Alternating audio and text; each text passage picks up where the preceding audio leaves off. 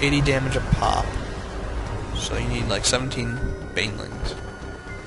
Because it does have some armor on there as well. Now a huge death ball, countering, well, not countering, but the Vikings are the linchpin. If Dinger can overpower his Vikings with his mutas, then he'll automatically win this fight. But it looks like those mutas are a little bit out of place. They're moving towards and allowing sHaNkY to get free hits, and this does not bode well, as he does have more coming in.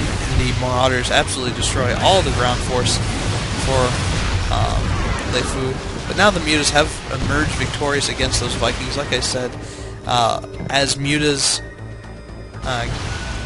dot the sky, the Vikings drop very much more quickly and efficiently because of the glaive bounce. As you see, the Marauders taking damage, one not even getting hit, but still dying because of the glaive bounce. You can kind of see it bouncing back and forth. We do have more Vikings on the way, only one out right now, and finally sHaNkY on maybe a little bit of a problem, and he does not finish off this Viking. It would take one more volley for this thing to die, maybe two more volleys, but not enough to deter it. Getting a couple more mutas, maybe going to go in after, but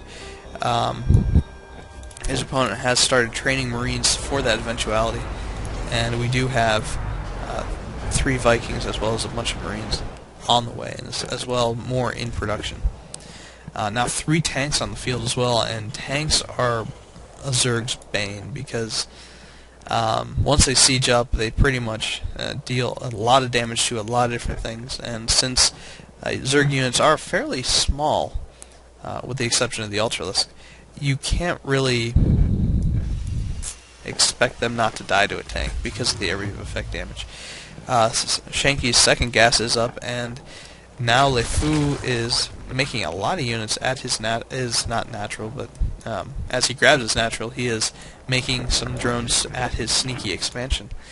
Still no movement on the creep tumor. It looks like that was some time ago, as it is completely filled out. And lefeu is nearly tapped out of his main.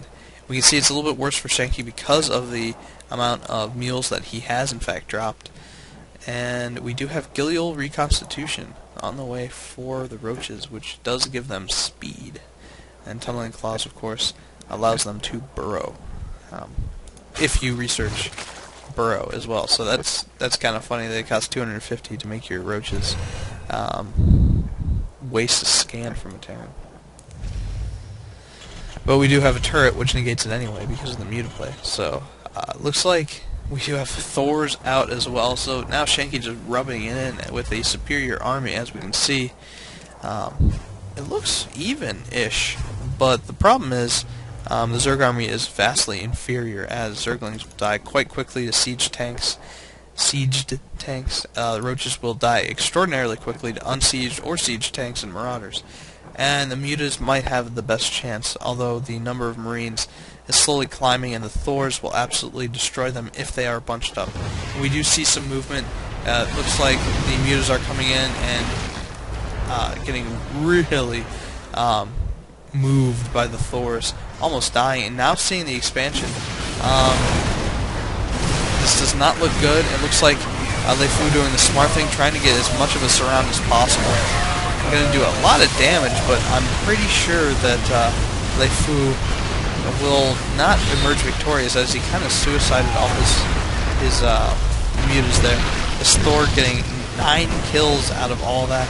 It looks like we do have one more trying to make it, but he does. I'm very much surprised. We do have some tanks and some land-based Vikings, as well as Thors, and even another siege tank coming in. Meanwhile, lefeu, scrambling what he can together to fend this off, is making a bunch of Zerglings researching ventral sacks, which is dropping for Overlord. So unless he was planning on dropping banelings on the tank line or something like that, it's not going to be very useful. Looks like this siege tank is surviving a lot. Getting 10 kills, Thors at 7 apiece, and these Marines, one has 1. This tank nearly dying, but still managed to eke it out with 12 kills. And rally point death for lefeu on these on one of those victories anyway. So now his natural is completely saturated, as he only has about 85 remaining. This infestation pit requires a little bit of research for this to be useful in this particular situation, as his opponent does have a lot of big ticket mech units, still pushing out a scary number of Thors, getting some Marauders to deal with some of the roaches that he's having trouble with, and more Vikings just to deal with both Overlords, which they actually do well against, since they are armored units. Vikings do bonus damage to it, and since they do 28 damage of volley, as you can see from here, it just takes down Overlords when you do have numbers. So it's not a good sign for lefeu, as he does have only a few Vikings, or a few mutas in the air, and nearly his supply block, so he's going to have to start making some Overlords. In fact, he does. More mutas in the air, but the Thors are on the ground, and I would much rather have the Thors at this juncture in the game. But he is going to be able to deny an expansion yet again, as that is going up undefended. But that allows sHaNkY the opportunity to really push in. Now, maybe sHaNkY was thinking he was in a little bit worse position, as he had that sneaky expansion go down. Didn't know how long he had his natural, and we do know that it wasn't that long. He should walk his roaches in to help the tanks do area effect damage to his own units, but he doesn't do that. He loses his army and taps out, as his mutas probably died. Yeah, they died a horrible, horrible death. So sHaNkY putting it down, taking Group F 2-0. We will see him and lefeu, or not. Yes, we will see him and lefeu, as lefeu beat Dinger. So we are set on Group F. We're going to continue soldiering on with the rest of the preliminary matches, and start the round of 16 shortly after that. So stay tuned, everybody.